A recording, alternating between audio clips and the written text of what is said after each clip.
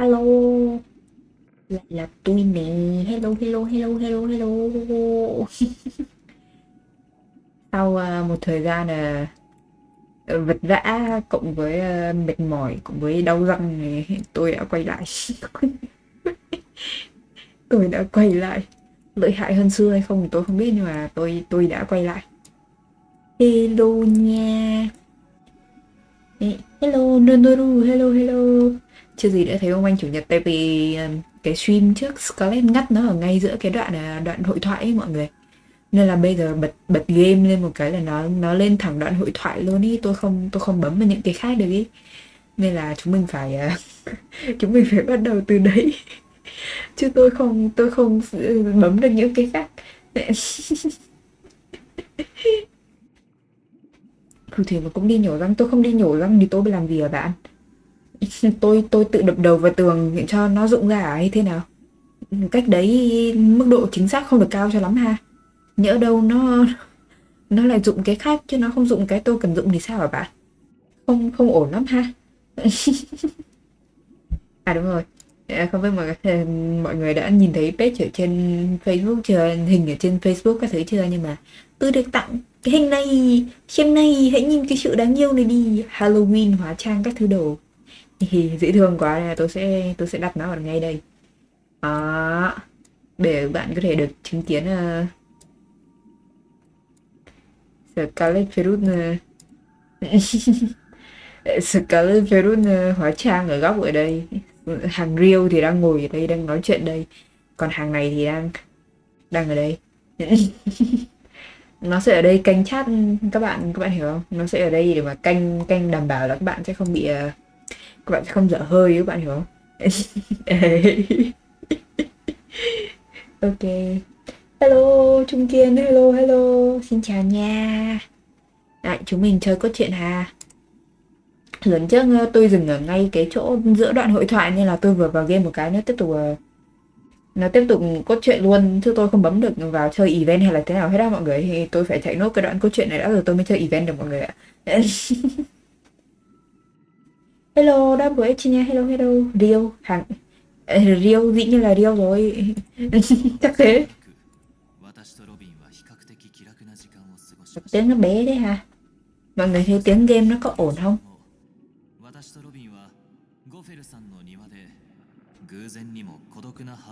Đây ok. Mọi người thấy cái tiếng game thế nào, nó có ổn không? Vậy.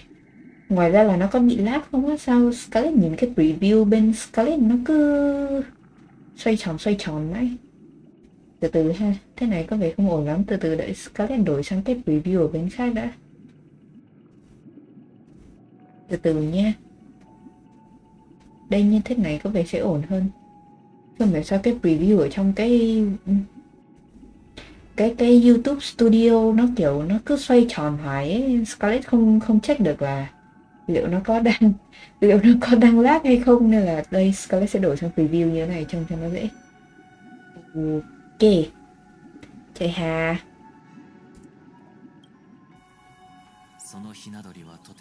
Hình như đến đoạn quan trọng nên là nói chung là chúng mình sẽ chơi hết cái đoạn cốt truyện này rồi chúng mình sẽ quay sang chơi event các thứ nhé. Thấy bảo event buồn cười lắm hả mọi người? Baby bird was tiny, didn't even have all its feather and couldn't sing. When we found it, it was already on its last breath. Beside the nest, chú chim nhỏ, chú chim xanh.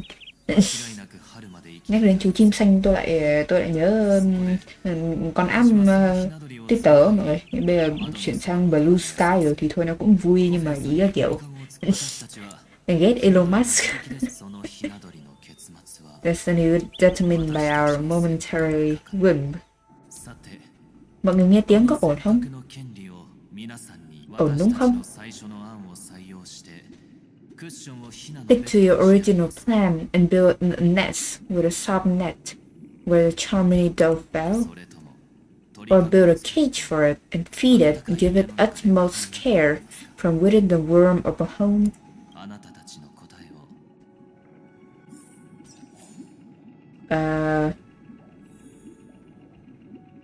Chọn bên nào ấy hả?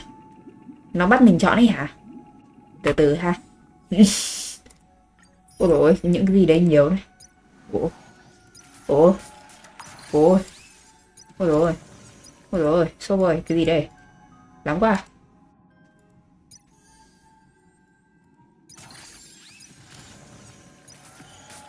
À, chơi thử đi. À, trial xem nào.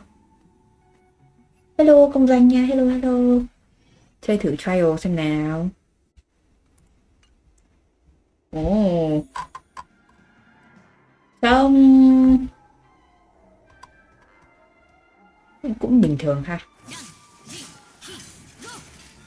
Ý là tại sao ấy?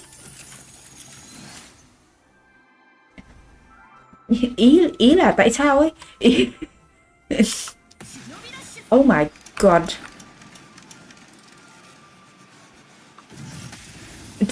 Nó tung xe à? Ôi. Ôi, nó tung xe à? Tai nạn giao thông à? Gì vậy? Tai nạn giao thông à?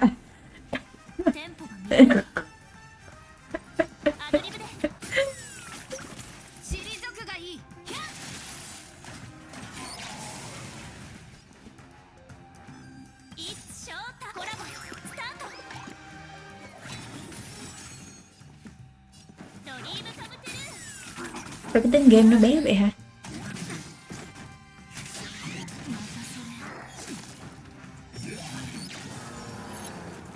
Có phải là tôi quên không cài đặt để cho cái tiếng game nó to lên không?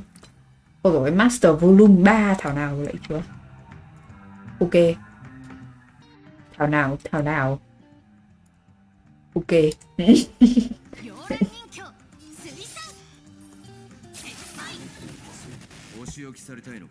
Cái này là làm gì?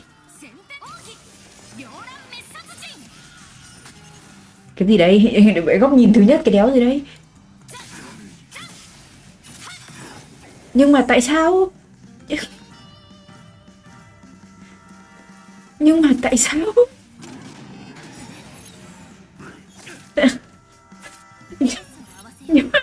Nhưng mà tại sao ấy?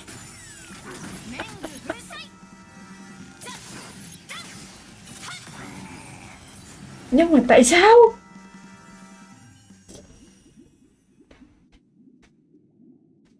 Nhưng mà tại sao vậy? Đẹp trai quá. Đẹp trai quá.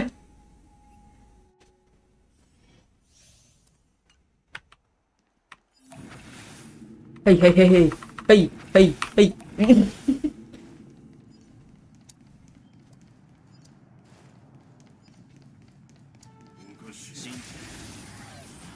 Cảm nó như thế.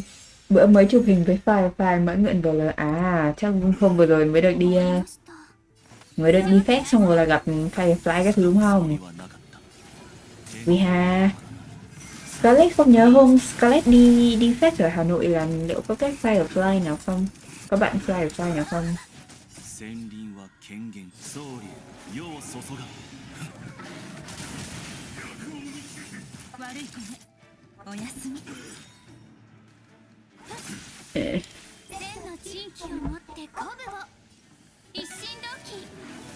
Người không chơi cốt truyện không nào tài nào chúi được. Hê.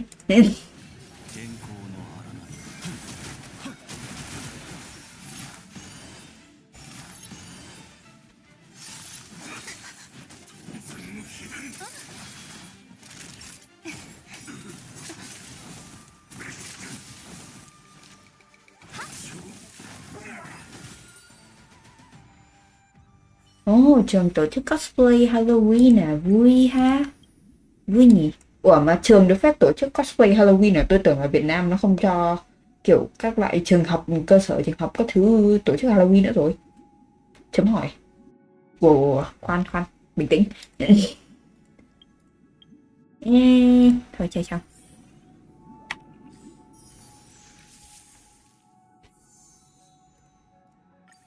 Nameless honor.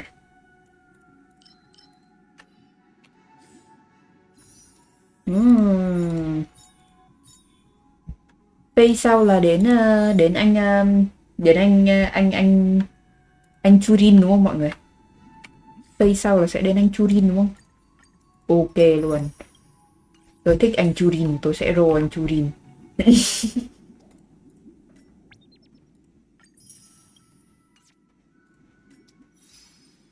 Tôi thích anh đấy. Hello, Astro Hori. Hello, hello. Buổi sau chúng mình sẽ để dành cái thứ để mà roll anh Churin. Trường bạn cho á. Ủa lạ nhỉ, tại vì tôi thề luôn là tôi khá chắc là tôi nhớ là ở Việt Nam các cơ sở các thứ đó không cho tổ chức Halloween nữa. Như cơ sở trường học các thứ ấy. Cái này đi xong. Claim all dispatch.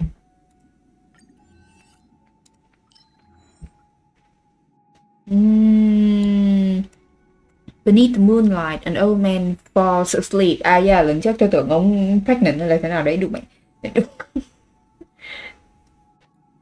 Was given his entire life to the land he loved, his old friends, and Trailblaze. Now he has reached the end of Trailblaze and falls into the longest dream of his life, leaving only his empty shroud in the model plane, like the dream bubble once infused with someone's treasure.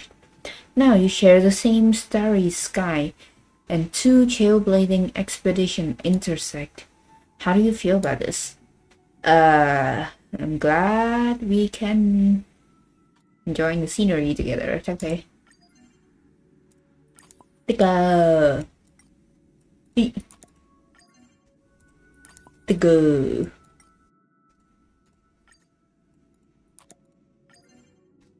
Sticker.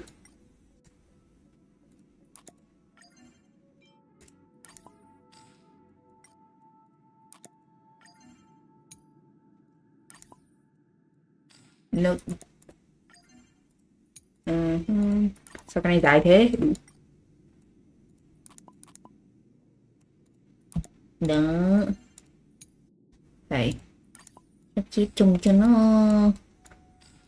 đó, trông cho nó không ra đâu vào đâu cả, nhưng mà nó có ra đâu vào đâu đấy, hiểu không?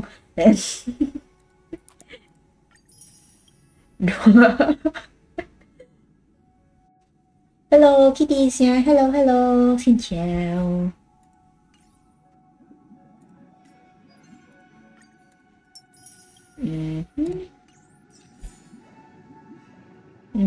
Thế tôi sẽ làm cốt truyện hay là tôi sẽ chạy cái này đây mọi người?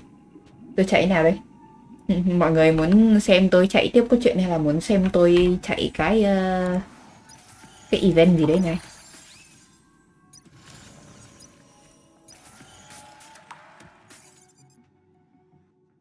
Cái nhì trắng hay là thế nào?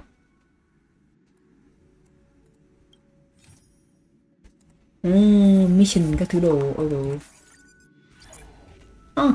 Sao cái hình này dễ thương ấy.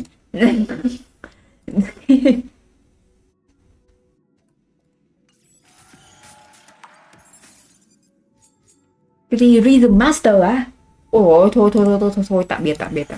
Tôi không thích chơi game Rhythm các bạn ơi. Chúng mình chơi câu chuyện nhé. Đấy.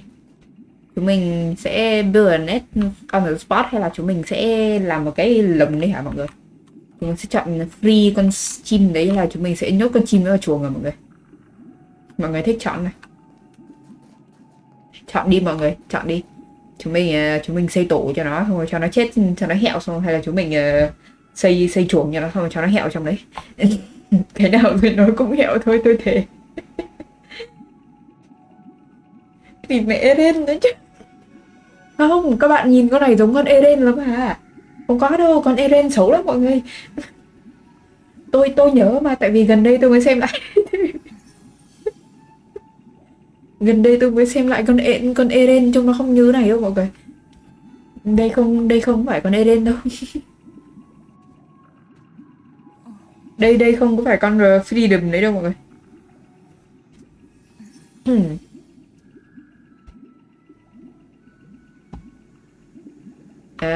Thôi thì chắc là bên này đi.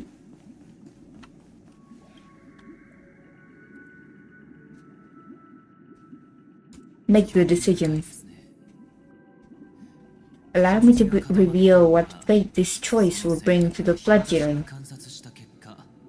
3 predators in a yard that prey on small birds.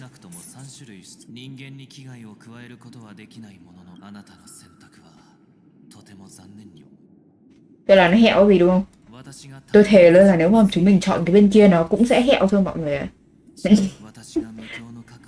Chắc là nó hẹo thế nào thôi.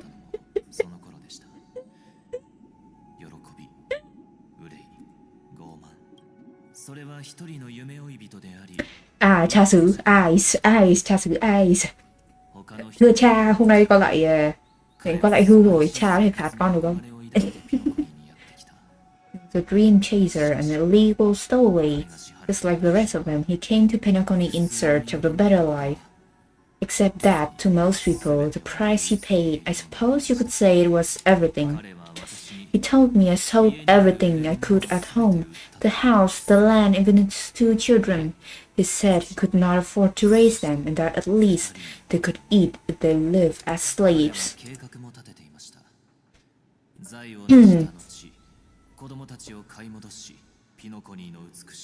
Viên thuốc hay viên thuốc xanh hay viên thuốc đỏ, em chọn vương liệm. Hả?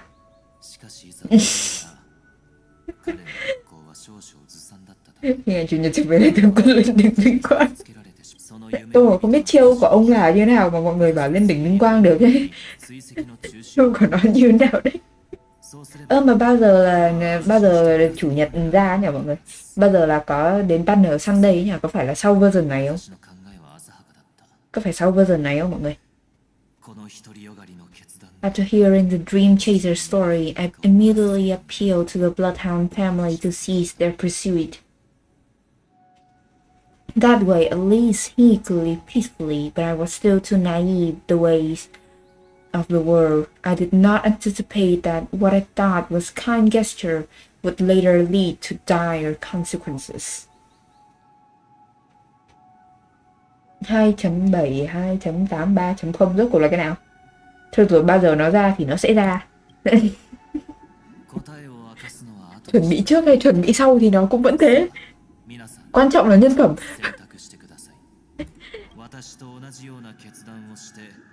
You did as I did. Try to convince the Bloodhound family to stop their pursuit, so that the dream chaser may live peacefully and realize his wishes. Or will you remain silent, leave him languish while the hounds are hot on his heels until his inevitable judgment arrives? Lại chọn tiếp à? Mới thế, phiền thế, lắm chuyện thế. Nhặt cái đĩa này.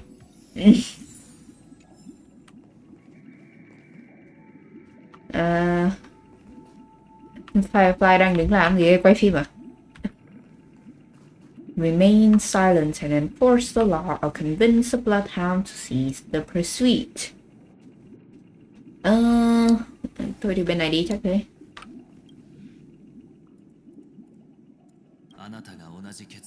I'm honored to witness you arriving at the same decision. Out of respect, I'll share with you the dire consequences that my choice back then brought about. First, the outcome.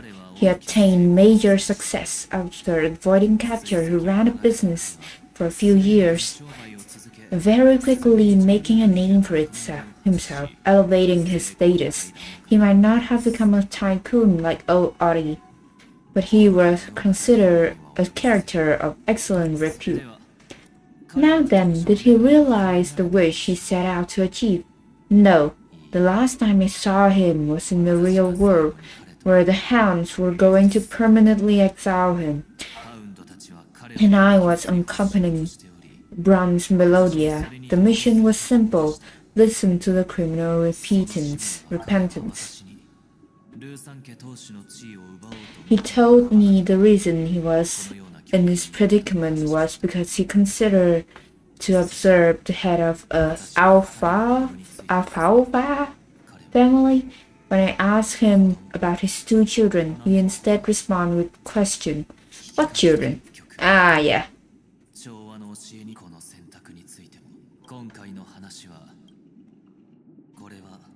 Nữa hả? Nữa hả? Anh ơi, cái gì mà lựa chọn cái gì đấy thì nhiều chuyện quá à. Story happened today at point. The Oak family head at the time, Mr. Godfrey Good, was the current Dream Master, and as per his wish, we had a private conversation. What surprised me was that the Dream Master had only come to deliver a letter to me.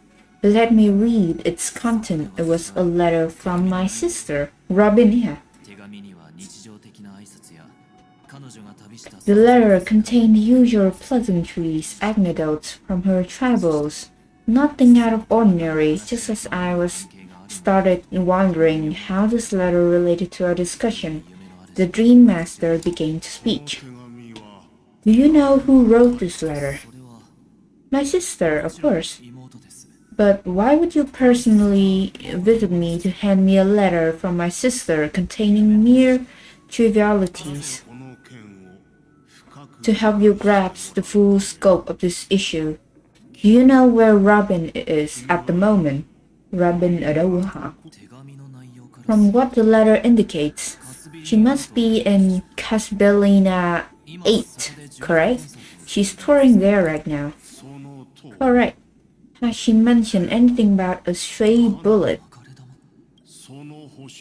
A war has broken out on that planet. It is because of this very reason that Robin chose this destination to spread the word of the harmony. And to save the lives of that planet, she personally made for the front lines. Robin đi đến cái chỗ hành tinh này. She hoped to ease the people's suffering with song and was willing to brave mortal danger to deliver IPC's medical supplies. Unfortunately, stray bullets show no compassion. She's dying, I see. The bullet struck her neck directly. How is she still alive? How is she still speaking? It didn't hit any vital arteries. Okay. Once you attend your outstanding tasks, it'd be advisable to write her back as soon as possible.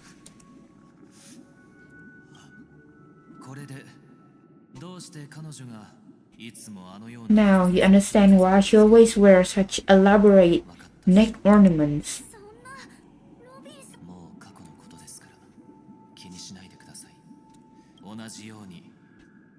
Tức là lại chọn là liệu có cho con em đi đến đấy không gì? Đúng không? Would you still support Robin's journey on the path of harmony? Thì chắc là có à.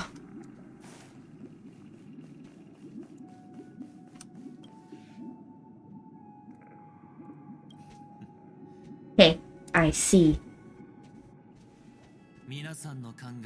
I'm now aware of everyone's stance. Raising these questions merely serves to illustrate one point. The plight of Penacony cannot be salvaged by the harmony. The true foundation of for a sweet dream paradise can only be established through the order where strong govern the weak. I know the suffering of being tormented, the turmoil of losing your way, how sorrow and even despair set in when matters don't work out. All of this caused me unending pain because this is not what happiness is at all. Anh cánh gà nào đang nghiêm túc các bạn, cánh gà cái gì vậy? Lại còn cái gì life could be dream cái gì?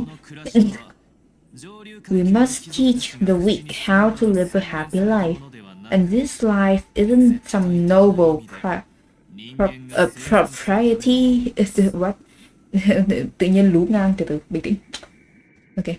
That the upper crust preaches, but in definitive terms, a way to of survival that belongs to everyone.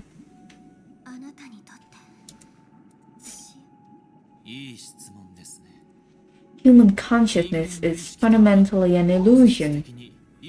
A cage known as southward, people lure in by this illusion, make mistakes, yet still ask that external influence bear the burden.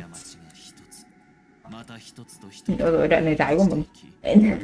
Not to be that person, nhưng mà đoạn này dài quá mọi người.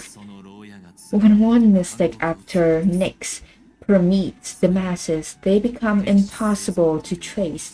Thus, the amassing of these individual cages culminate to form a prison, a place dictated only by the rules of survival of the fittest. Lại có triết lý phải ép nữa. Lạy chúa, năm bao nhiêu đây mà phải với cả ép. Trời ơi. Nature is always accompanied by predation and sacrifice. United people's happiness under the banner of order. They won't need to make bitter choices any longer, nor face the weaknesses of humanity. They can cast aside the primal instinct to build a haven for mankind. Tức là anh bạn này muốn kiểu tất cả mọi người kiểu lúc nào cũng chỉ vui thôi gì. Đại khái là thế. Simply describing thoughts is far too abstract, so allow me to provide a simple example.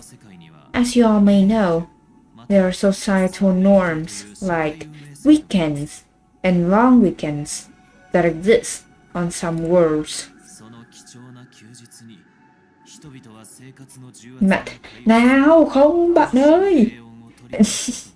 Mặc dù những cái gì mà anh bạn mô tả nó giống như chơi đồ được, nhưng mà không có nghĩa là bạn nói thẳng ra, hiểu không? During these hard-earned rest days, people are given the chance to intricate themselves from the stress of everyday life, allowing a certain tranquility to return to their souls. And it is only on these days that people do not have to adhere to the law where the strong prey on the weak. They can live out their lives happily during this brief intermission. It's just a pity that 2 or 3 days are still too fleeting compared to the span of a lifetime.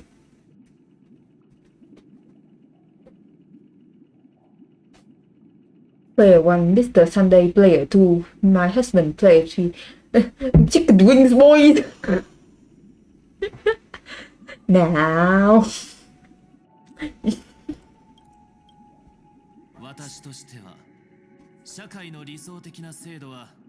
Where I stand, society ideal system should be 7th rest day. Em nghe tuyệt vời ha. Ngày nào cũng là chủ nhật tuyệt vời ha. Following Sunday, there should be also a second, a third, indeed, an infinite procession of Sundays. There should be the face of a new world, idyllic, eternal, peaceful day. Oh my god, count me in. Không ấy, bây giờ mình đổi sang team anh chủ nhật này có được không mọi người? Tôi muốn ngày nào cũng là chủ nhật mọi người. Tôi không muốn cống mình cho tư bản mọi người. Tôi không muốn phải vật vã với tư bản mọi người. And thus, every person can return to their base self in this utopia. Some gaze in reverence at the stars, pouring their whole beings into calculating the distance between us and the isolated world of Pagana, the silver rail's starting point. Là cái chỗ nào hả? Meanwhile, some seek refuge in quiet corners, holding one another.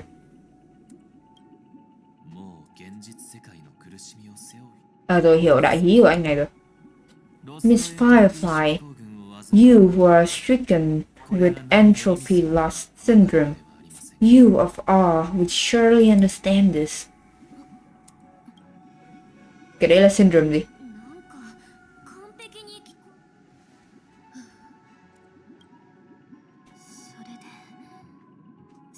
What is the price to attain all of this? Ngày nào cũng là chuối, tôi chơi cái event đấy mọi người ơi. Bình tĩnh nào.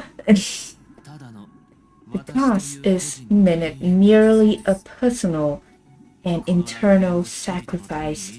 If this paradise is to be maintained for everyone, someone must remain trapped in solitary awakening until the end of the cosmos. Which means that this so-called paradise is still a dream. Stepping into this paradise means forsaking reality, correct?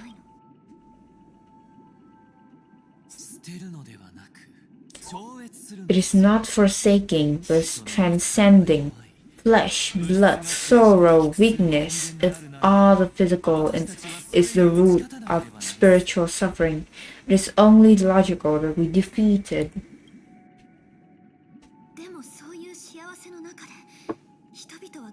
Anh muốn ngày nào cũng phải là ảnh với chịu. Anh muốn ngày nào nhận cái gì cũng được lật thẻ bài, mọi người hiểu không? Phi tần này hơi khó chiều, mọi người hiểu không? Cái phi tần này hơi khó chiều mọi người ạ. There's another way of understanding it, but there's no shame in escape. On the contrary, the seeds of escape exist in everyone's hearts. And as for why life slumbers, it is because we're afraid to awaken from our dreams. But this is not in conflict with the grand plan.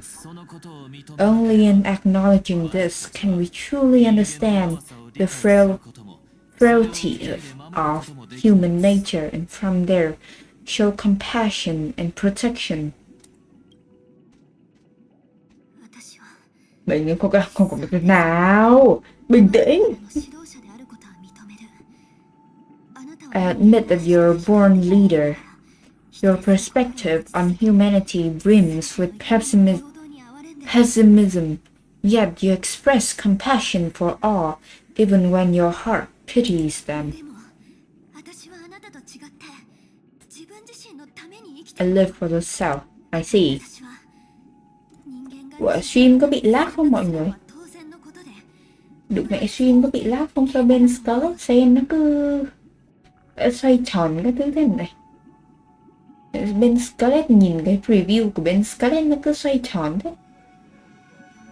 Khó chịu ghê cơ. Scarlett thành ra Scarlett không có biết là kiểu bên mọi người xem thế nào á. Không có hả? Thế thì tốt nha, bao giờ bị lag là thì bảo Scarlett cái nha. Ai sao? But whether they're weak or not, it's not up to another to decide.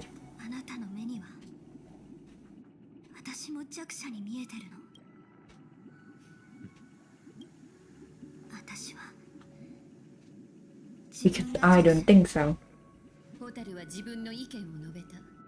The answer expressed will also naturally give our answer.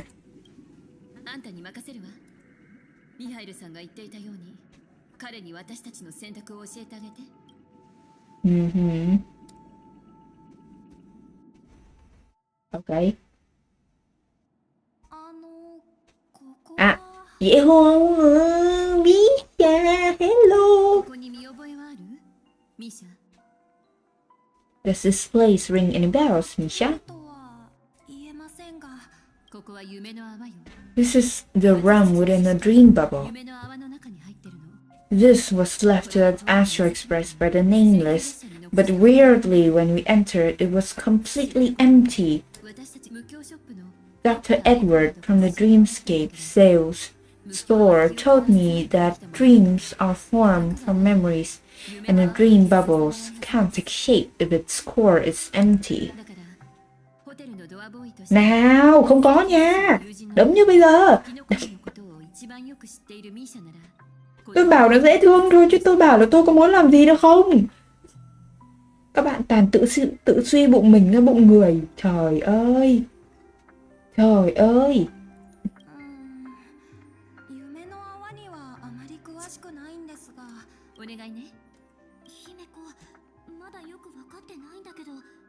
Misha has a connection with the stream bubble.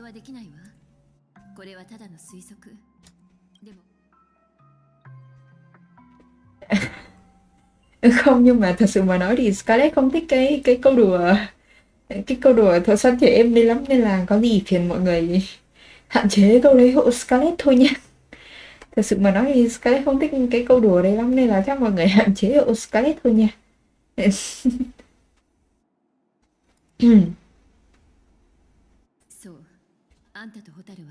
Exactly, this is where you and Firefly encountered death, which we know as dormancy. Hả? Đây là cái chỗ nào cơ? Nó bảo quen quen nhưng mà tôi quên mất đây là chỗ nào rồi.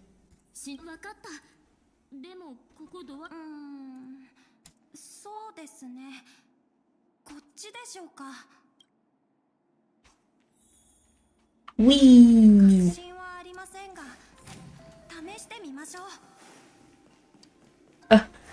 Misha ơi, bình tĩnh, bình tĩnh. Misha, bình tĩnh em ơi. Bình tĩnh em ơi.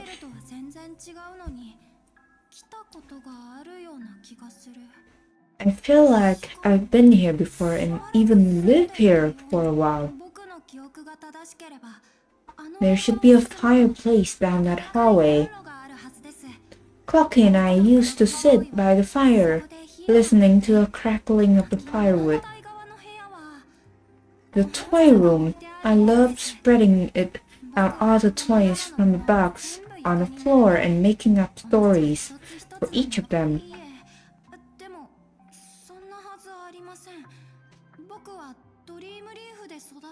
Tức là Misha từng sống ở đây ha?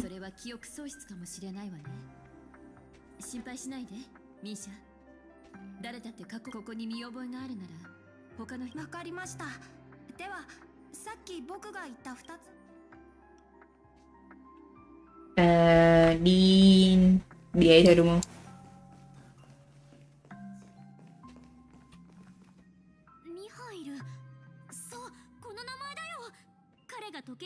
Mikhail, that's the name. Now we all know him as the watchmaker. I don't know much about the watchmaker, but Mikhail is grandpa's name. Ủa, đây là cháu của Mikhail hả?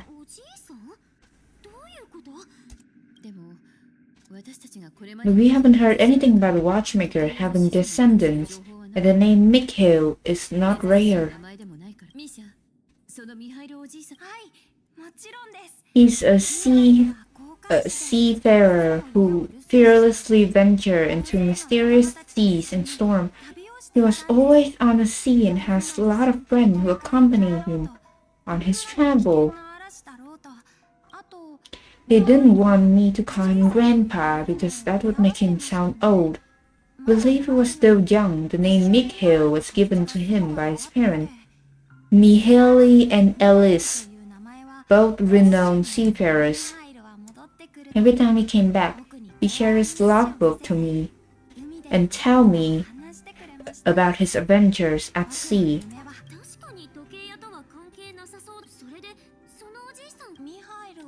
He went off on another adventure.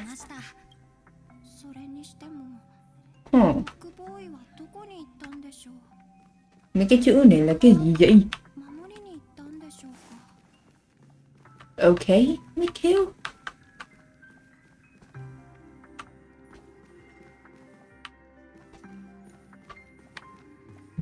Okay. Qua đến cái phòng này hả? Phòng đồ chơi. Origami bird.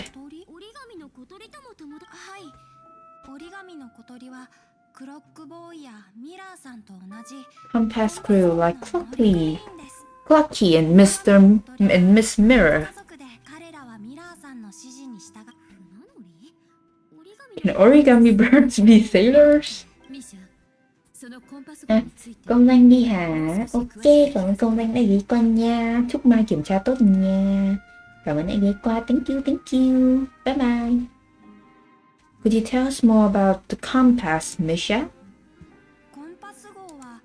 The compass is a ship bound to the new world. Clocky and his partner travel through layers of fog to the depth of the sea. Whenever there's danger, Clocky will use a compass and guide the ship in the right direction.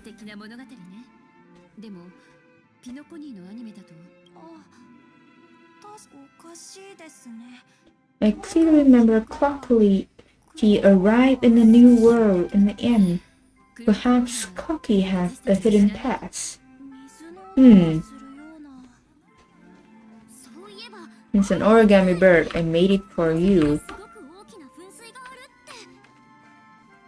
It will protect you.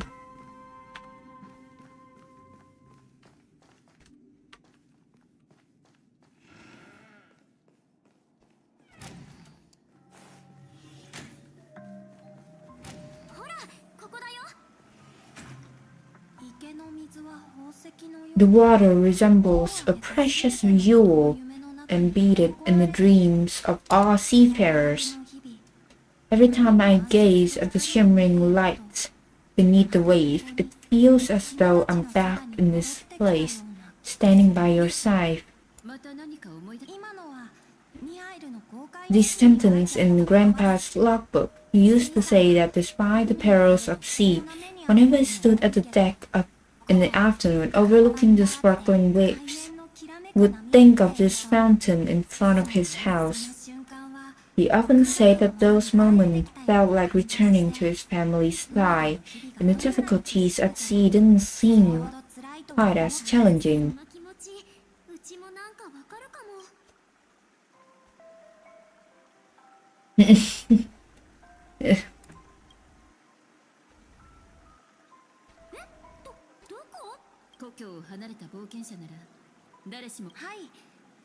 My grandpa's at home, but then I would ask him when I could go on adventures like him, and he would always laugh and say I was still too young. It seems Miss Mikhail is truly a seafarer and has nothing to do with the watchmaker.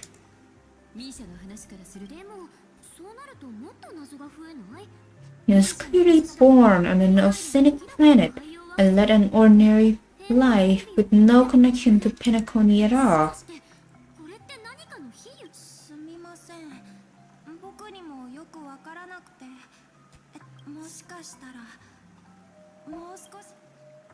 Hello, Yari, hello, hello. Đi xuống dưới ha.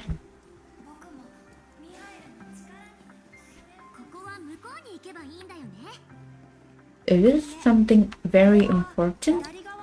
I wish to share your burden.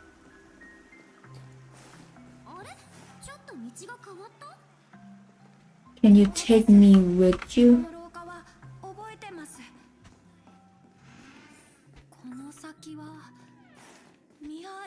Don't go? What the hell? Alright, will you come back? Okay, this is low-key terrifying.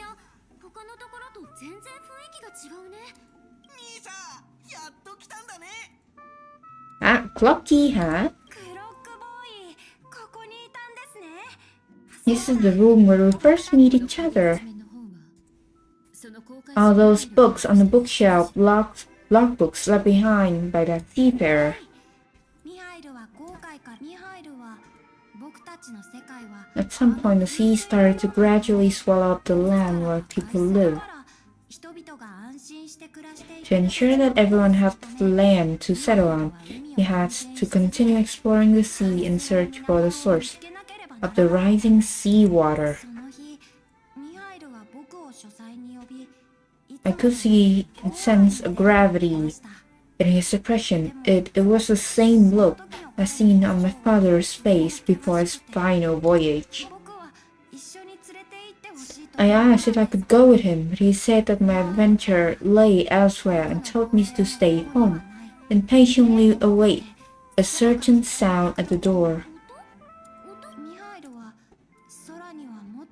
An ocean of stars, he spoke of a train that transports children with a desire to venture far away, traversing the sea of stars without ever stopping. Có phải là cái tàu Trailblaze không? He said that he knew the crew on that train and that he had asked them to take me along. He said that the journey I had always dreamed of would start there. And remember now, Grandpa's friends are a group of nameless who came to this world to resolve a disaster caused by a star. Then he gave his pocket watch to me. It was his cherished treasure. Appearing in every one of his adventure tales, he explained that the difficult times were ahead, but assured me that the watch would guide me. He said, as long as I kept moving forward, I'd eventually reach my desired destination. And then, it was as if I heard the distant sound of train whistle echoing throughout the room.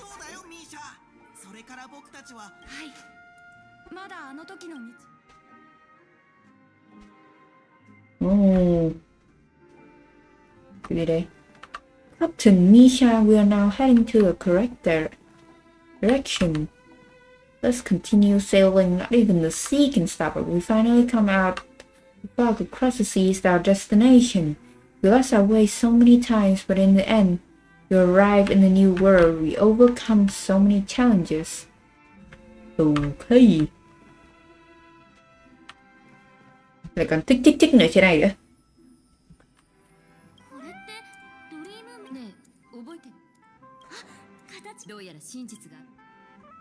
À, lại chơi ghép hình.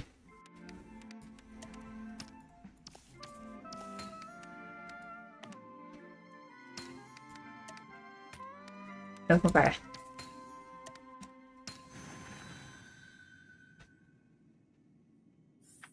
Oh.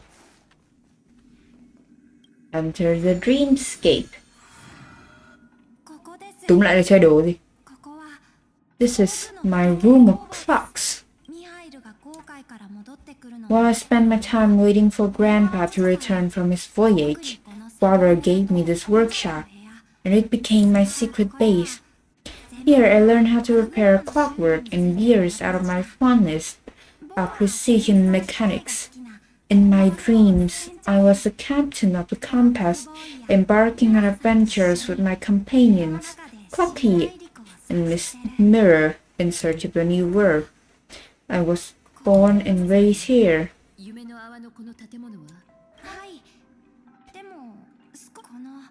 This green bubble itself is my home. I just feel like everyone else knows something I don't. Yeah, you're the only one in the dark. Đúng là nhân vật chính, con nhân vật chính kiểu khịa con March cho mọi cơ hội ấy. March, you remember when Scarlett, that's me, mentioned a clockly that only he could see. Tông 10 sự thần tổ đã một bé 7 không biết. We all saw him in Dreamflux Reef, right? Mr. Yang even greeted him. Type like spirit. The answer lies in the Astral Express. Main character's experience shows that neither Firefly nor Acheron can see this clocky. And when we were in Dreamflux Reef, you may have noticed that for some reason nobody outside the crew had ever talked with Clocky. Yeah, that's true. Mimetic light that only can be seen by a selected few. It's just like a hidden message left by someone for the nameless. But Misha can see Clocky too, right? You even grew up together, but Misha hadn't started the way of Trailblaze yet. Have you seen anyone outside the crew interact with Misha? What?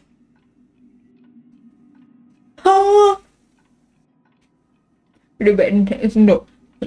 Bình tĩnh, brain is not braining, hold on.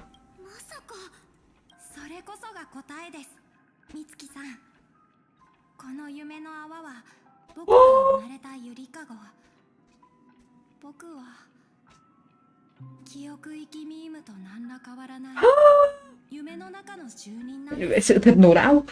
Lạy Chúa, sự thật nổ não. I should have stayed here and waited for you. But when reality and memories merge, I unconsciously pushed open that door and left the bubble with Clocky. But it's not that the watchmaker's dream bubble is empty, but rather the stuff inside ran away. Oh, okay, I'm actually surprised. Holy hell. Tôi thật sự bất ngờ nha. Oh wow, okay. The whistle you heard was the sound of express arriving at Penacony. I lived there so long the story behind all this. It's best for Misha himself to explain all the details. How about we start with your name? Now, should we call you Misha? Or...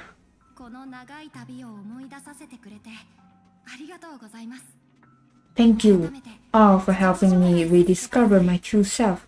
Now, please allow me to reintroduce myself. I was born on Lusaka in the Presmere system, adopted by seafarer Mikhail and Char. They gave me a treasure, a name that carried their hope. Mikhail Char Legbook, or simply Misha. Mikhail Char Legbook. Oh, Misha. Oh, that makes sense. Không, thực ra thì tôi cũng đoán là Misha. Misha là Mikhail rồi, nhưng mà kiểu bây giờ tôi mới thấy cái tên nó kiểu nó hợp lý ấy mọi người. Tôi mới hiểu cái tên nó hợp lý như ở chỗ nào ấy. Tôi cũng đoán là Misha là Mikhail rồi, nhưng mà kiểu if you prefer, you can call me by a more familiar name, the Watchmaker. That legendary figure is no more. I'm only a reflection of his life. As for the child who has been with you, he's an innocent protagonist of Misha's childhood dream, a friend of Clocky, a young apprentice, and a future mechanic on the express. And this also marks the beginning of his journey devoted to the trailblaze. At the end of the journey, I left this little flame, which I so cherish in my deepest dreams, hoping to pass it on to the nameless of future generations. Đủ mẹ sau đó thành giọng. Cái giọng nó không match với cái mặt mọi người ơi, thành ra trông nó cứ...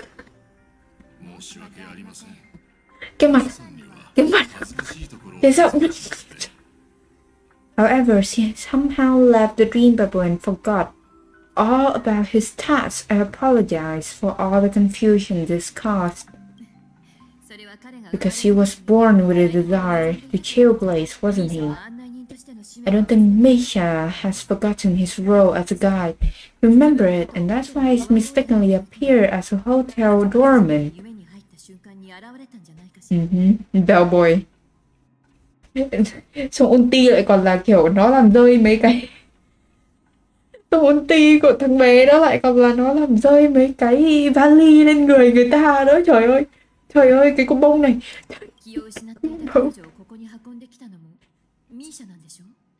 The one who brought out unconscious the MC here must have been Misha.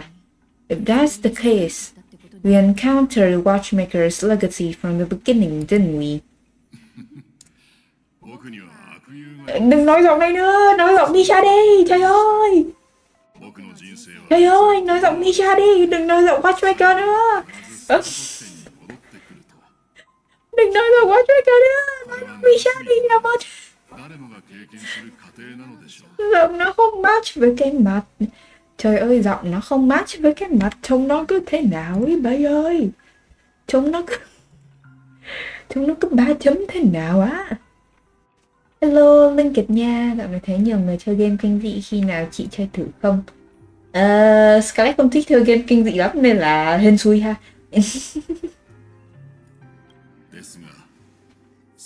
When in the end you found me, I'm sure you're all wondering what my legacy is.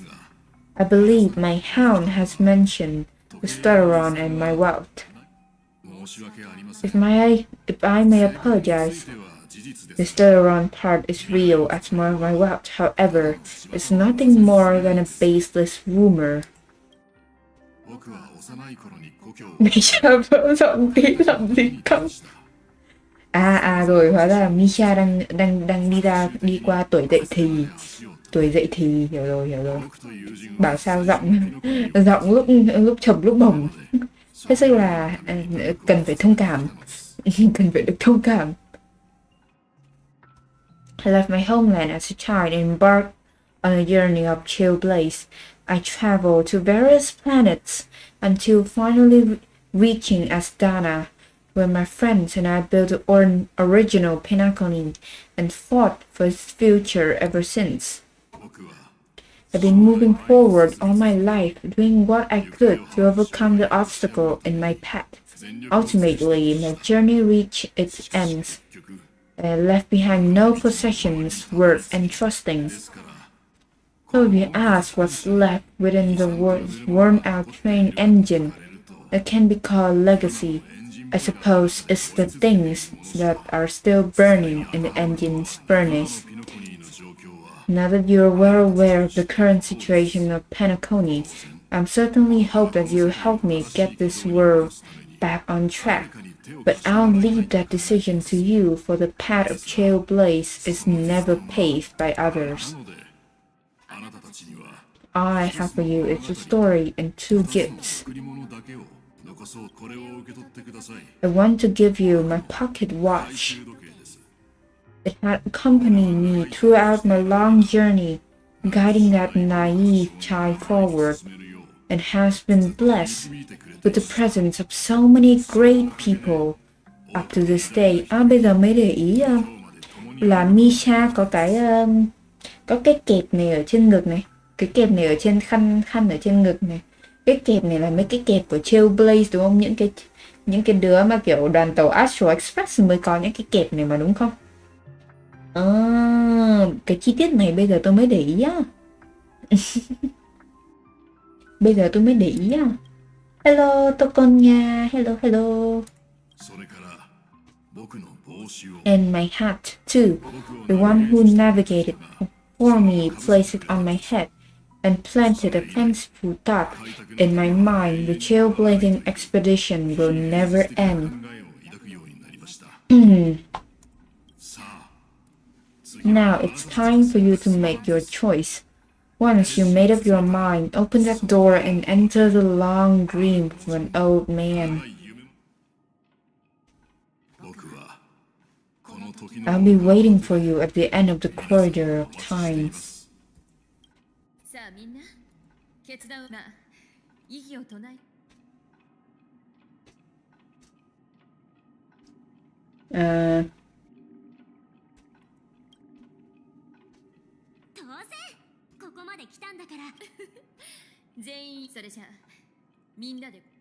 Let's go.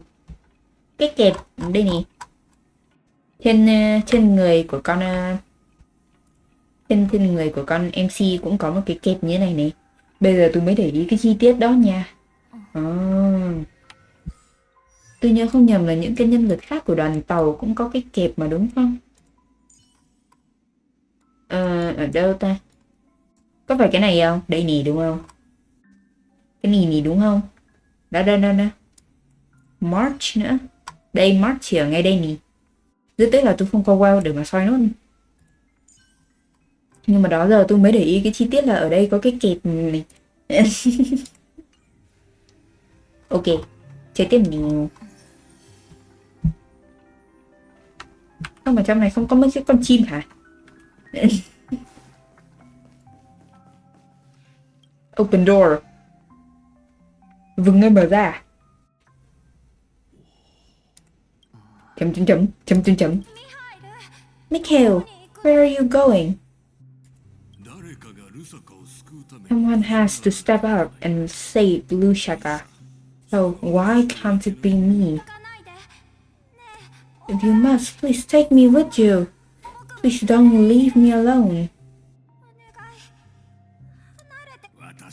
Even without me, you know how to proceed forward, brave Captain Misha. The compass is waiting for you. When you always wanted to be a better adventurer than me. Now go, board that train and start your journey. I'm going to clean the floor of the parlor car. You promised the conductor.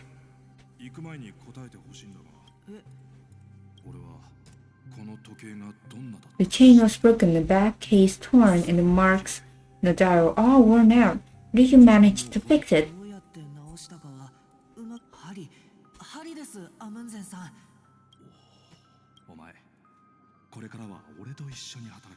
Navigator, Falcon, Amundsen. Oh, you work with me from now on. Have you always wanted to tinker with this train? You're its mechanic now. As for the conductor, I'll do the talking. I only know how to fix watches. Where are you going, Legwood? Navigator, ground home. Lớn hơn nữa rồi nhỉ? Không như cái hình minh họa này đẹp ha. Where are you going, Legwood? It's time to head to our next stop. I'm staying in Astana with Rosalina and Tiernan.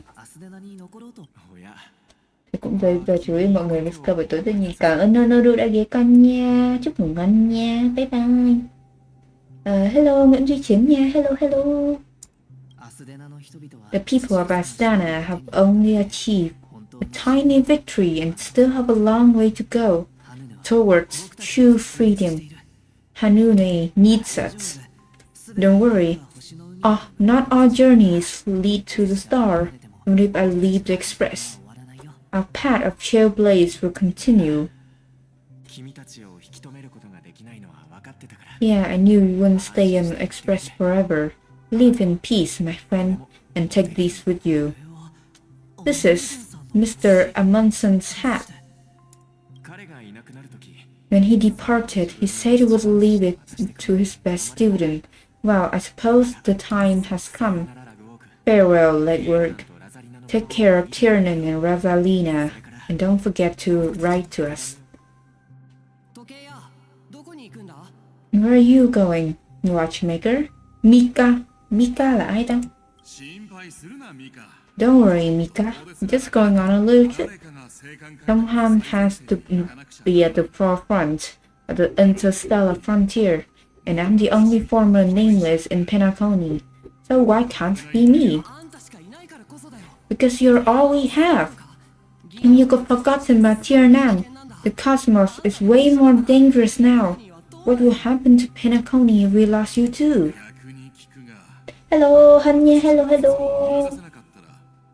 What will happen to Penacony if we don't find a way out?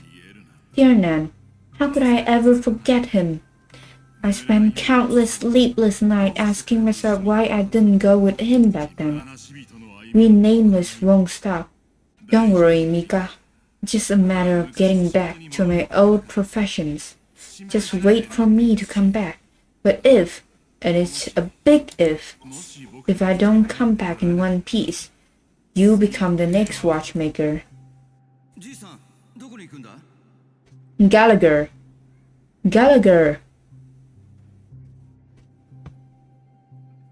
Where are you going, old man?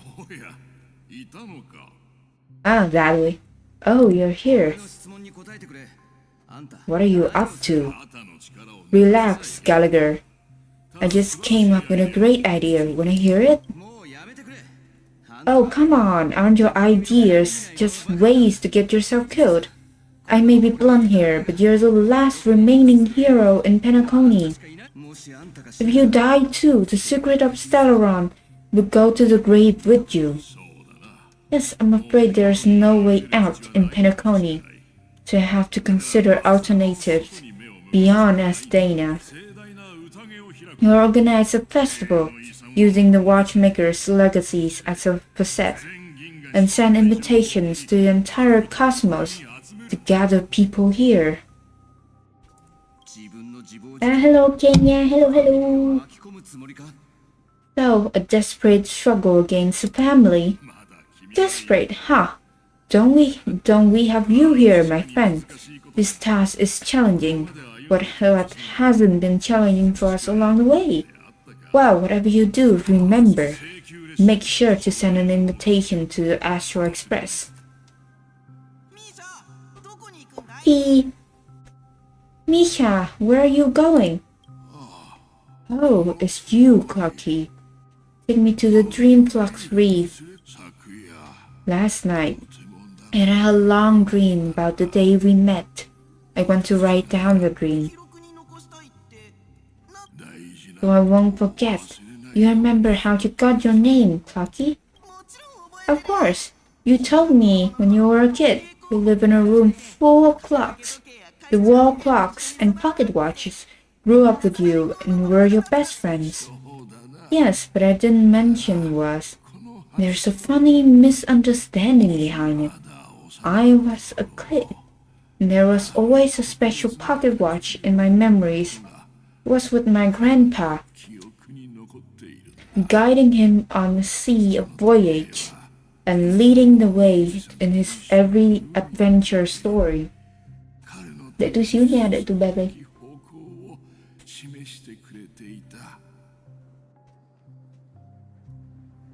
Đợi tôi một tí. Okay.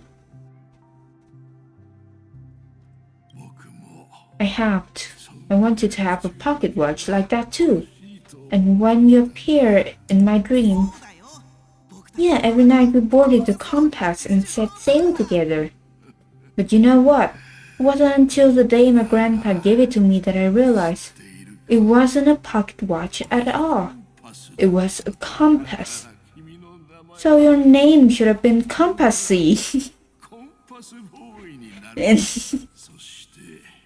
And the watchmaker is just a nameless.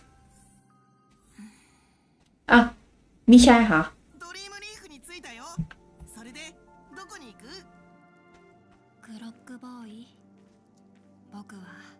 Ủa, phải đi chậm à? No, Clockley, I don't think I'll be going anywhere.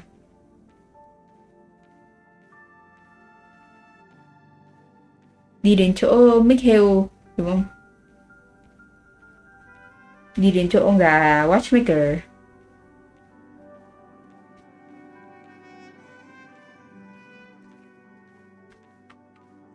À đâu? Bản thân nó bây giờ sẽ rest under the moonlight. I traveled far enough. It's time for a little break. À đây là đoạn ký ức mà nhỉ? Đây đoạn ký ức của Mikhail mà đúng không? Oh, so we'll set out again when you're rested? No, I'll stay here and then this is where it ends.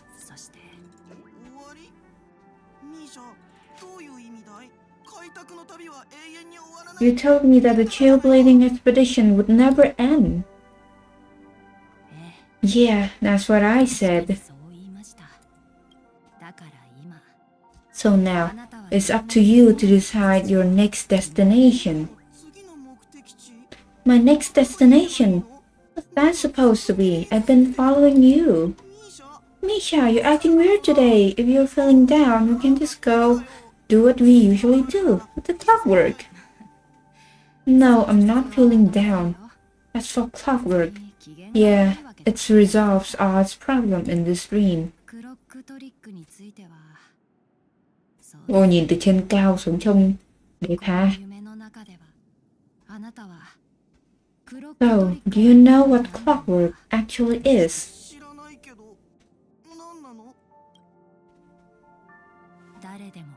Well, everyone gets lost at times. They may hesitate and doubt which way to go. That happens in this dreamscape and beyond. But don't worry, everyone goes through moments of uncertainty and hesitation. Eventually, they gather the courage to make bold decisions. Whether it's calming, happy, angry, or sad, all they need is a little nudge to take the step forward where they truly belong. I'm leaving that little nudge with you. I hope you share it with others. Such is the essence of clockwork, the will of the trailblaze.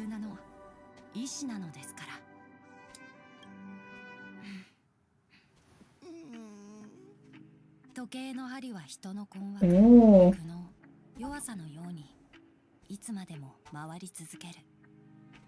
Ôm cái mũ. Đấy là cái dream bubble ấy đúng không?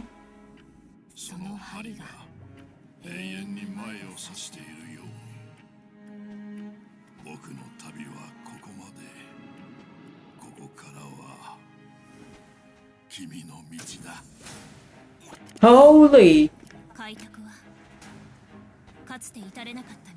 Oh wow! Được bạn dùng mình nha.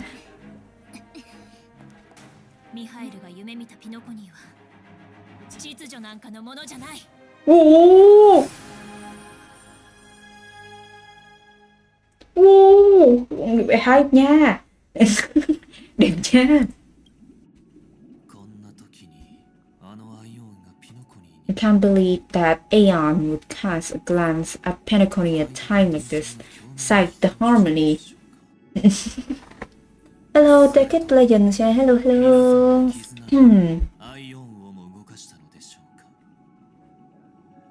Is it because of the resonance from the legacy of the Trailblaze, or perhaps the bond between you is so strong that even impress an Aeon? Well, there might be another possibility. Perhaps they want to witness, on behalf of the fallen Aeons, Akivali and Enna. Akivali thì tôi nhớ, nhưng mà Enna là ai nhỉ? Đủ vậy. Enna là ai ta? Will hold the future of Penacony. Akivali thì tôi nhớ là ai rồi, nhưng mà Enna là ai ta? Lú quá. Có nhiều cái tên. If that's the case, on behalf of the Dream Master of Penacony and the that much members of the Oak family, I'm extending a formal invitation to all of you. I'm cordially inviting you all to the Penacony Grand Theater to participate in the upcoming Harmony Festival, and of course, you won't be in the audience, but on center stage. Aeon trật tự. Ok. Trật tự là có phải order không nhỉ? Tại vì tôi chơi bản tiếng Anh á mọi người. Trật tự phải là order không? Since the future of Stellaron, Penacony, and even the entire cosmos is at stake, let's draw a conclusion there. In all fairness, if you truly believe in Akivali's path, then show me their courage and determination.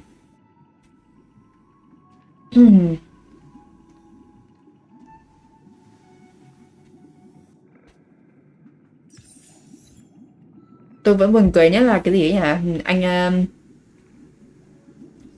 Cái gì anh Sunday. Anh Sunday, cái part của anh như cuối cùng lại là cái gì harmony đúng không mọi người? Cuối cùng cái part của anh ấy lại là harmony đúng không? Đủ mẹ buồn cười quá. Achievement. Câu chuyện đến thế là đủ rồi. Chúng mình đi giải lao đi. Đi chơi cái này đi, cái này vui này.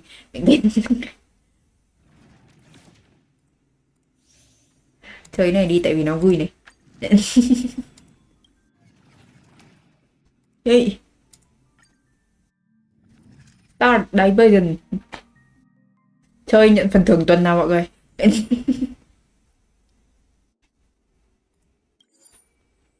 Eyes and imaginary character. Check a weakness break effect.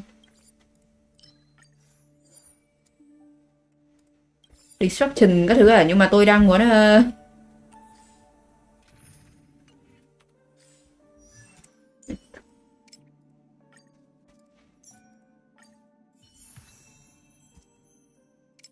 nhưng mà tôi đang muốn thôi kệ mẹ, cầm gì chả được. Tôi phải. Ủa nó có lag không ta? Nó có bị lag không ta?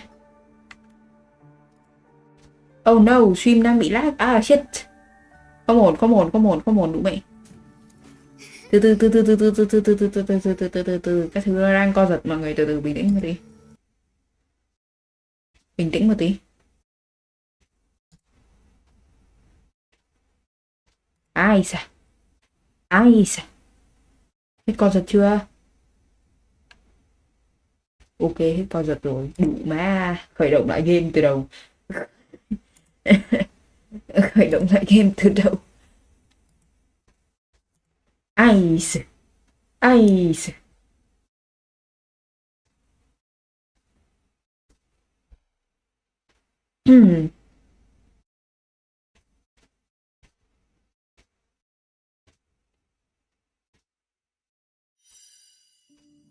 Từ từ đợi tôi một tí. Theo trật tự nhưng lít lại là hợp. Đấy, anh bạn chắc cay lắm nhỉ, được vậy. Anh bạn kiểu thế giới này, true happiness không thể nào tồn tại được nếu mà sử dụng harmony. Xong rồi anh bạn, thế nên là chúng ta phải sử dụng hòa hợp, à đâu, chúng mình phải sử dụng order. Xong rồi anh bạn lại thành harmony con mẹ luôn.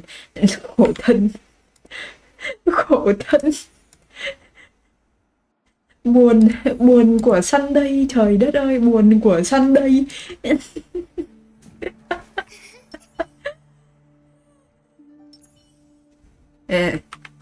Ui, pẹp.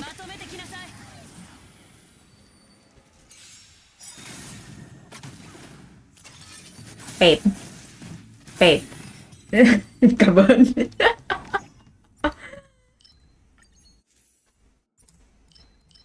Buồn của Sunday.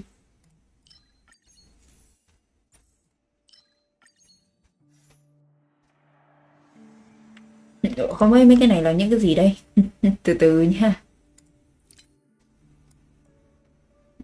Destruction and preservation, destruction and nihility, destruction and remembrance.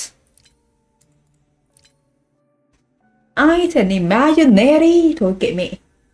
Thôi kệ mẹ. I don't care. I don't give a shit. Ê, hello. Hello, hello không, các bạn. Xin chào bạn. Hello Vidion. Cái này là cái gì đấy, cái mode chơi gì đấy mà nó kiểu nó cho tất cả các nhân vật của bạn lên level 75 nếu mà bạn chơi up nó lên ấy, nên là nó vui. Tôi thích thế. Tôi thích thế nên là tôi hay chơi. Tôi hay chơi này tại vì là nó up tất cả các nhân vật lên 75 ấy, này tôi thích thế.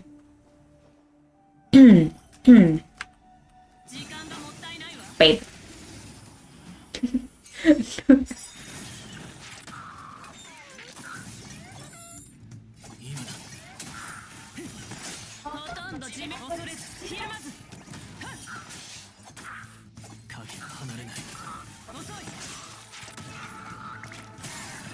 There we go. Thank you.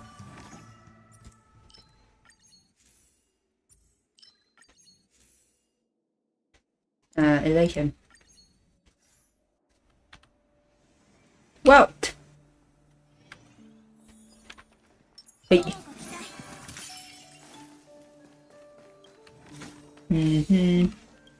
Ai được gacha? Thuỷ nhá, cái gacha này nó không có cái gacha tệ ấy, mọi người. Bên ngay nó sẽ lên vào cái đấy đầu tiên mà đủ.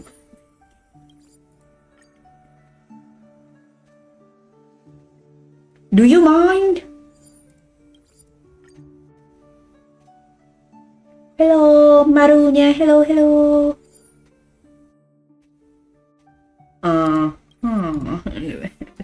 Hey.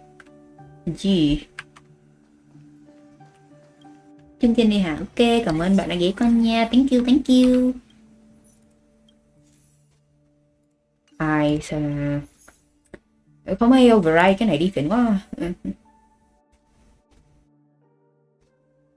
Cái này đi. Không ấy các thứ nó không liên quan gì đến nhau hết á, nhưng mà thôi kệ đi không sao đâu. Ý là nó không liên quan gì đến nhau hết á, nhưng mà thôi không sao đâu.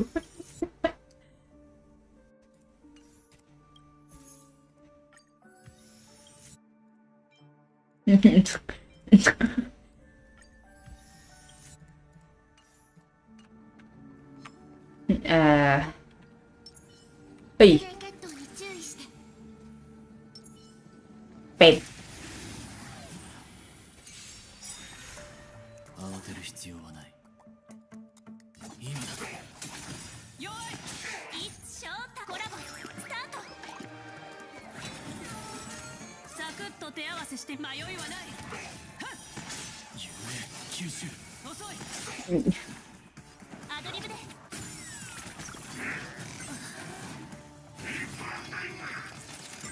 記録開始。À, 深呼吸。 dễ thương à.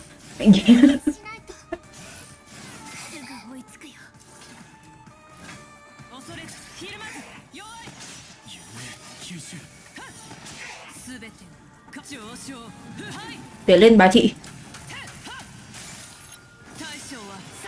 Bẹp. Tôi thích mấy đứa như này, không cần phải nghĩ xem là cái gì nha.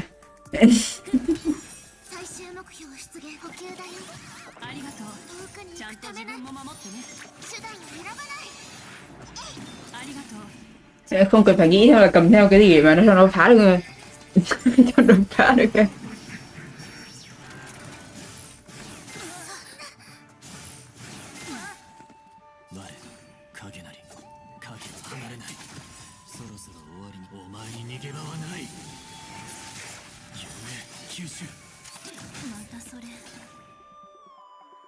À.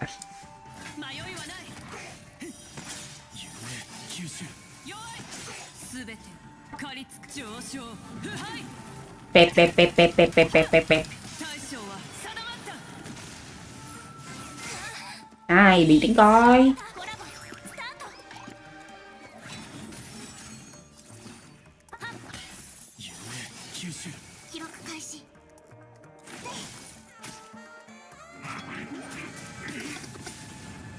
Kẹo dùng cái phiền quá.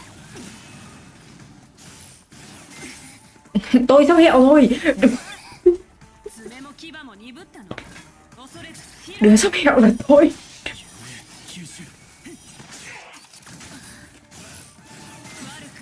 Đủ mẹ, đứa sắp hẹo là tôi. Tại sao mày chưa đến hết của nó?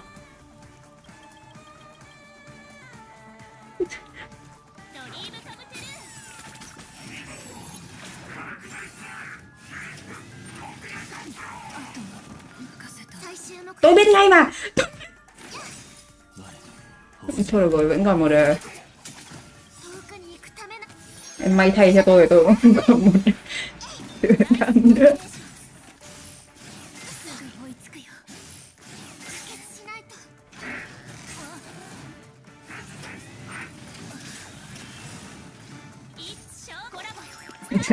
Tự thấy hơi ngu, nhưng mà thôi kệ đi.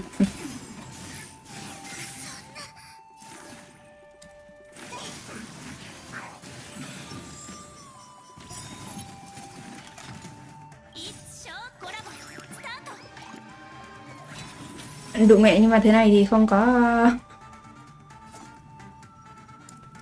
Thôi đánh đấm mẹ gì nữa.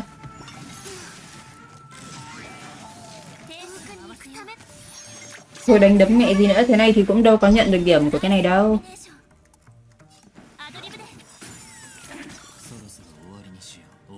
Cái này thì cũng không đủ để mà nhận được điểm của cái này. Thôi kệ vậy.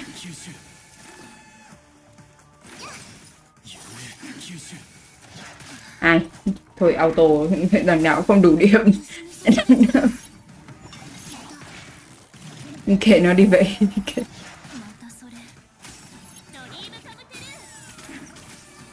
À, đằng nào cũng thế.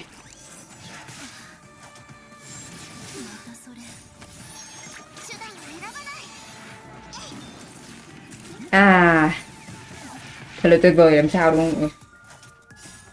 Thật là xuất sắc làm sao? アドリブで呼吸だよ。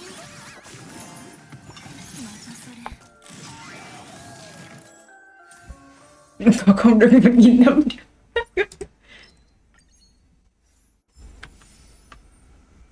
Đấy, tay chào.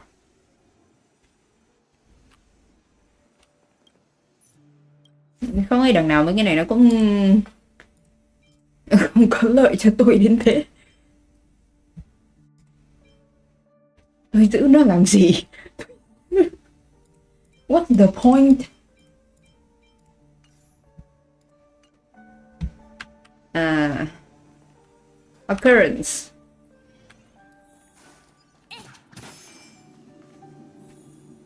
Cái này à? 交互期待。 Is. À, 慌てる必要はない。今だ。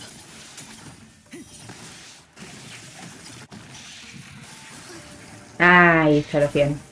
虫に刺されちゃった。手合わせして迷いはない。遅い。夢吸収。弱い。ドリームカムトゥルー。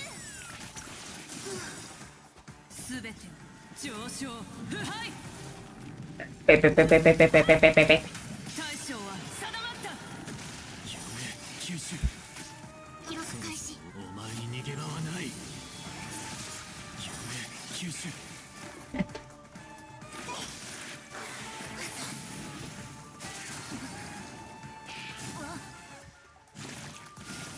À, お腹が空いてる。またそれ。 mấy cái đồ kia là mấy cái đồ đó cho ấy nên đằng nào cũng không chọn được. Chắc thế. 恐れずひるまず。夢吸収。遅い。 À, trở lại.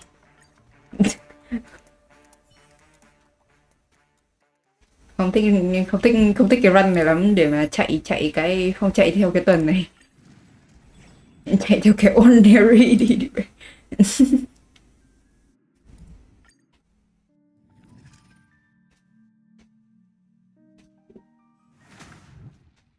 À, cái gì?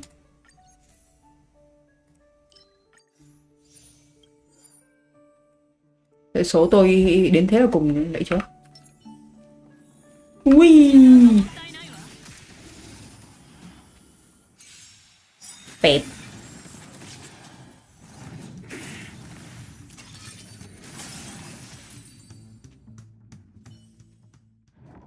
À, à,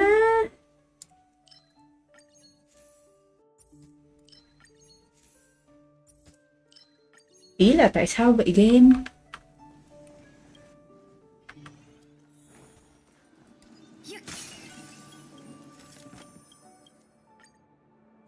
Ai?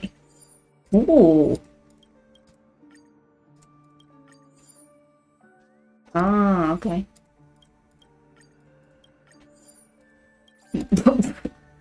God damn it.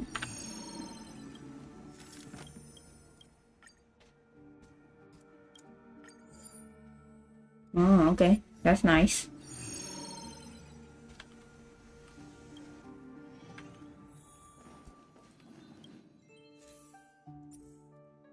Nhưng mà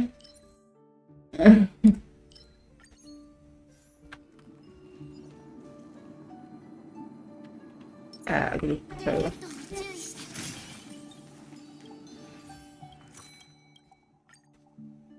Đủ mẹ nghèo quá không mua được cái gì.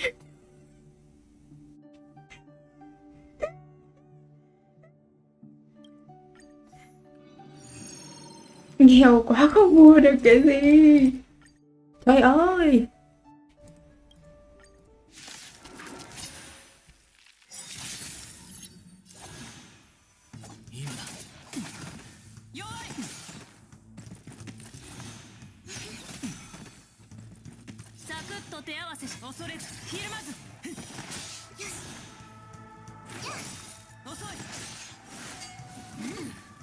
À, phiền quá, nhanh lên.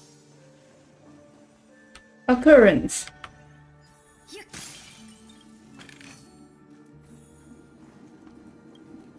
Lại đừng bảo bắt, đừng kêu mua bán nữa nha, tôi không có tiền.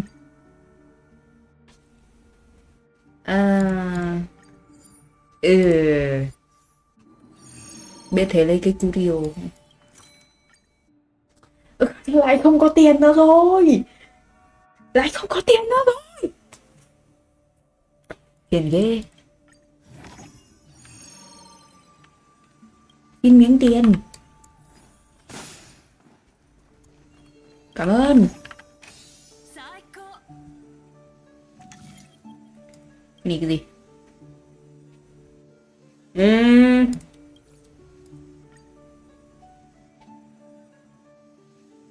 Oh. Native Curio in possession. Tôi làm gì có cái này cái Curio nào? When you possess to boost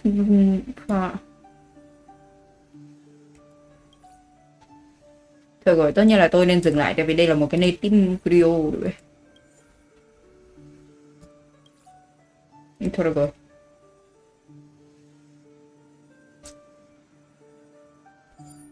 Cái này cũng được ha.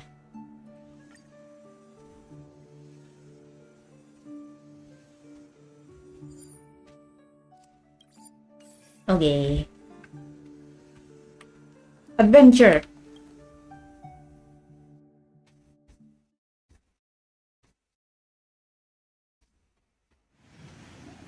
Được. Để mình hướng dẫn các bạn chơi trò này một cách dễ dàng và hiệu quả. Để mình hướng dẫn các bạn chơi trò này một cách dễ dàng và hiệu quả.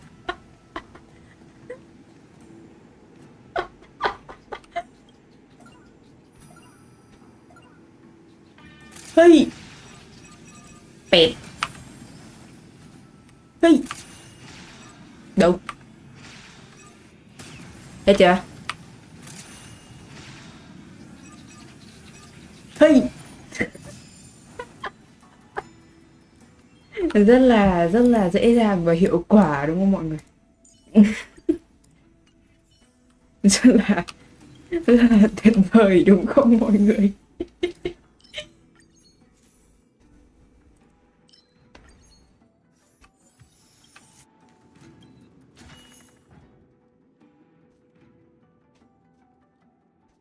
Ủa nó có lag không ta? Tôi hy vọng là không được.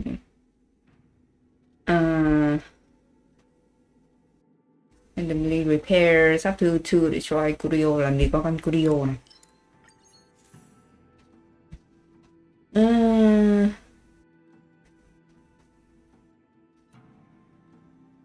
Không lẽ là đấy cái này?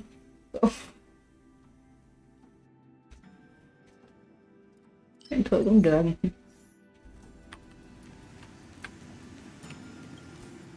Escapade.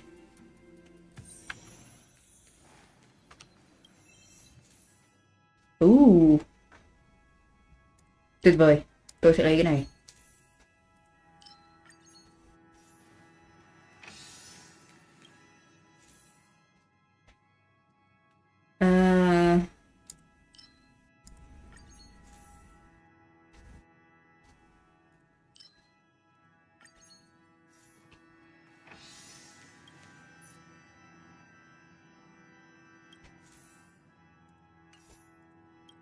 Curio synthesize. Thực ra là chắc là thôi.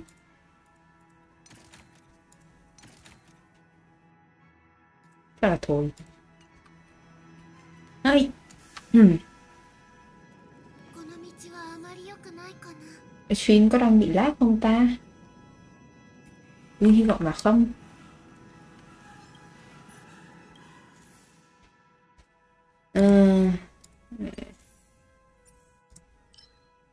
Thủy giờ vậy chỉnh.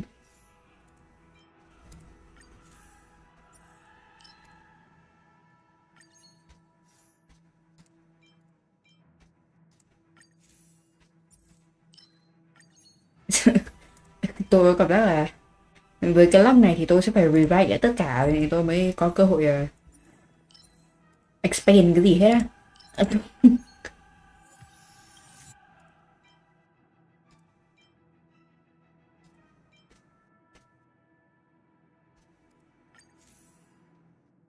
Why à?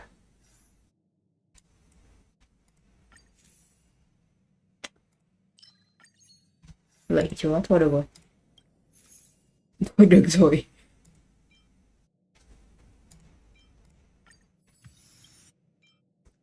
À,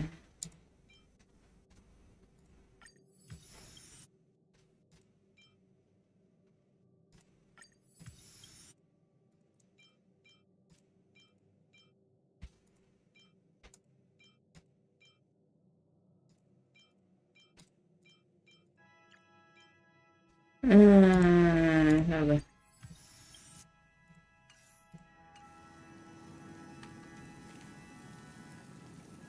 Dạ. 時間がもったいない。 Pẹt. À shit, các thứ nó đang lag. Ah shit. Oh my god. Oh my god. Oh my goodness. Oh my. Mẹ. Bình tĩnh, bình tĩnh, bình tĩnh, bình tĩnh, bình tĩnh, bình tĩnh, bình tĩnh. Bình tĩnh, bình tĩnh, bình tĩnh, bình tĩnh, bình tĩnh, bình tĩnh. Bình tĩnh, bình tĩnh, bình tĩnh, bình tĩnh. Bình tĩnh. Đỡ hơn chưa? Mẹ. Đỡ hơn chưa? Đỡ hơn chưa? Bình tĩnh. Lạy chúa, tất cả thứ nó kiểu nó co giật cùng lúc ấy mọi người. Oh my god. Oh my god. 恐れずひるまず。吸収。弱い。上昇。腐敗。 Pẹt pẹt pẹt pẹt pẹt. 大将は定まった。迷いはない。遅い。吸収。 Của các game nó có stream nó có đang co giật không mọi người? Tôi nhìn mà tôi thấy lo quá à. Tôi nhìn mà tôi thấy lo quá à. Stream nó có đang co giật không? To my world, renew your definition. 大将は定まった。 Không á ha. Ok thế thì tốt. 吸収。恐れずひるまず。弱い。今だ。迷いはない。遅い。かけ離れない。上昇。腐敗。 Tôi đang có cái Curio mà nó chạy auto 100% ấy mọi người, nên là tôi không có kiểm soát được đâu về những cái gì nó đang diễn ra. À,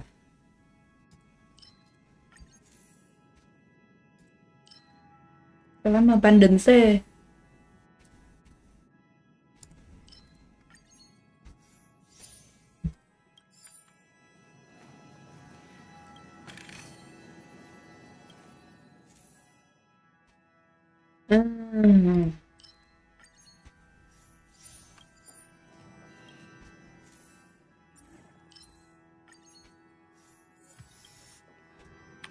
Occurrence tiếp, tại vì mấy cái occurrence nó rất là buồn cười.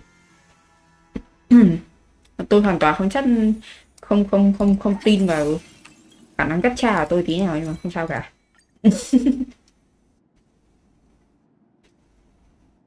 Discard one.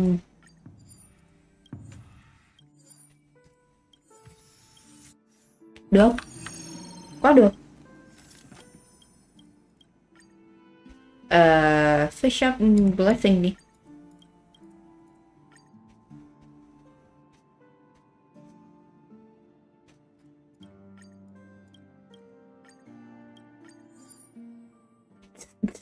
Nhưng mà tại sao? Không ấy, nhưng mà tại sao?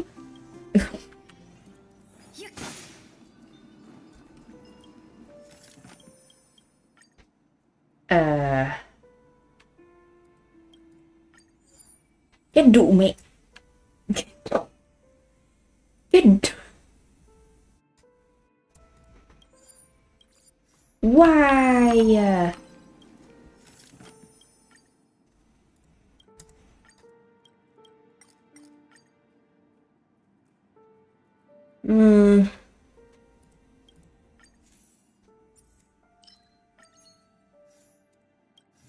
Lắc của tôi thật là xuất sắc mọi người. Thật sự xuất sắc.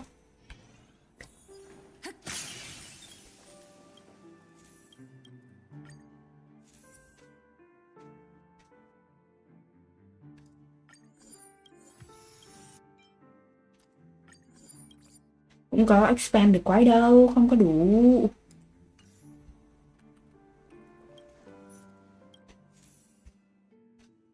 Trừ phi bây giờ tôi may vãi lờ, tôi đùng một cái tôi được đúng cái đấy luôn thì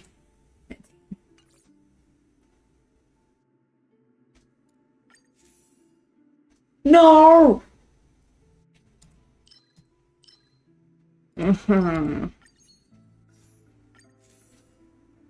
Thôi xong rồi, tạm biệt. Kệ mẹ nó đi. Không gì quan trọng cả.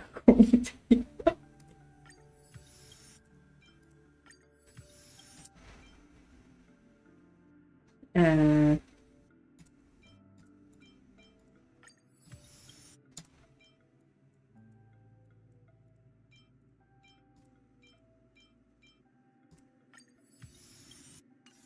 đó.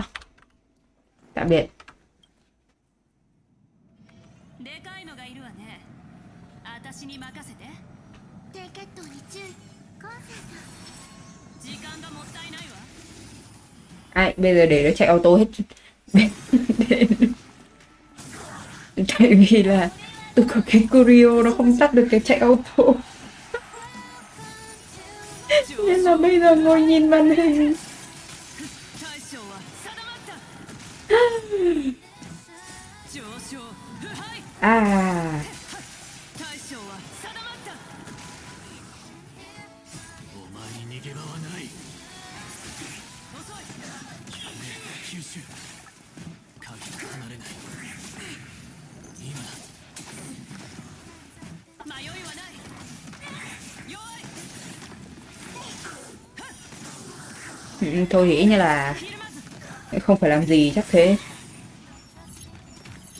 上昇腐敗。 Bỏ con chuột sang một bên rồi. 大将は定まった。 Đúng nghĩa không có ý nghĩa gì à.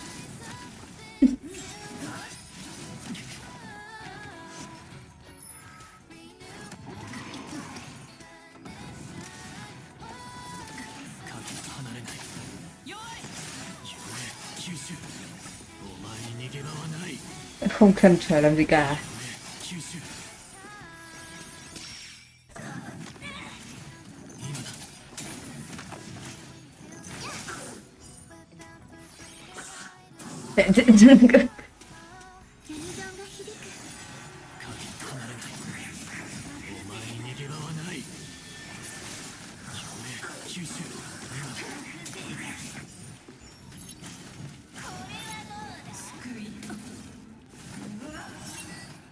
Không, nhưng mà cầm cây sao với cả Moze với nhau. Tôi không biết là Moze hay là Moss hay là thế nào cả, nhưng mà đang bảo cầm hai đứa đi với nhau khá là vui mọi người ạ. Kiểu bọn nó cứ bọc ngay.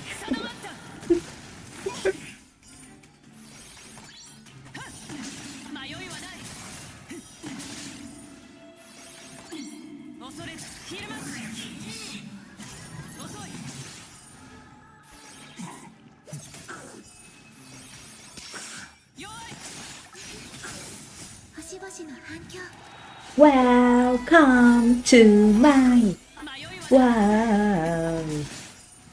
Renew your definition. Wow, không thuộc lời tí nào hết à. Na na na na na na na na na na na na. Na na na na na na na na na na na na na. Na na na na na na na. Ta da đang tang tang tang tang tang. Ba ba ba ba ba.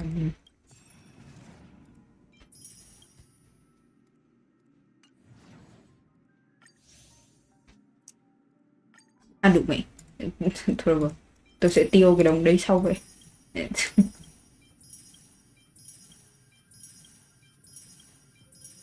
Nhận mấy cái này đã. Ok. Bây giờ là lúc tôi đi ngủ.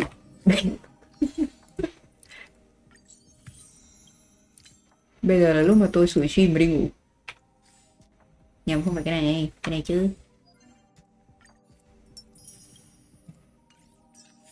Ok. Ngày mai theo lịch là đáng ra là tôi có stream, nhưng mà tôi đang nghĩ là có thể là sẽ phải xem xét lại. Tại vì là ngày mai tôi có việc về muộn, nên là tôi không biết là tôi có kịp stream hay là thế nào không. Nên là có khi phải xem xét lại. Có gì có thể là sẽ lùi sang ngày kia, tức là thứ bảy. Ok, tạm thời hôm nay thế đã nha. Cảm ơn mọi người đã ghé qua hôm nay. Hẹn mọi người vào ngày mai hoặc là thứ bảy nha. Ok, chúc mọi người ngủ ngon. Thank you, bye bye. Bye bye, bye bye. Bye bye, bye bye, bye bye, bye bye. Bye bye, bye bye, bye bye. Chúc ngủ ngon nha. Bye bye.